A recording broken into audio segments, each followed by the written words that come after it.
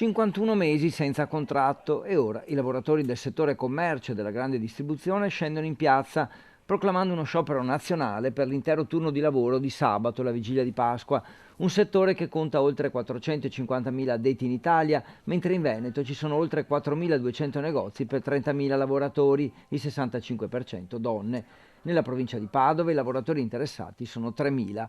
Tutto nasce dopo la rottura delle trattative con Federdistribuzione, una delle 4 sigle a cui aderiscono i lavoratori del settore. Le altre 3 sigle invece hanno trovato l'intesa e rinnovato il contratto scaduto nel dicembre del 2019. Il sabato prima di Pasqua è una giornata significativa, ma molto più significativo è il rispetto delle lavoratrici e dei lavoratori che da 4 anni non vedono aumenti salariali, che da 4 anni vedono calpestato il loro diritto di avere un contratto nazionale con dei diritti. Secondo i sindacati la proposta di contratto non firmato prevedeva troppa flessibilità, con contratti a termine di durata indeterminata, la revisione del sistema di classificare il personale a danno dei lavoratori e un trattamento economico insufficiente. È un contratto che non è assolutamente adeguato all'oggi.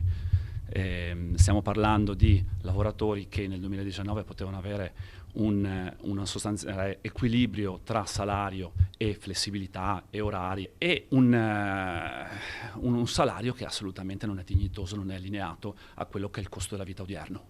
Chiediamo ovviamente un salario adeguato anche all'inflazione che abbiamo in questo momento con 2 cifre e in più ovviamente non certo ci pieghiamo a quello che loro ci chiedono come aziende, ancora più flessibilità. E così in Veneto sono previsti una serie di presidi e di iniziative pubbliche da Belluno a Mestre, da Padova a Treviso e anche a Verona, Vicenza e Rovigo.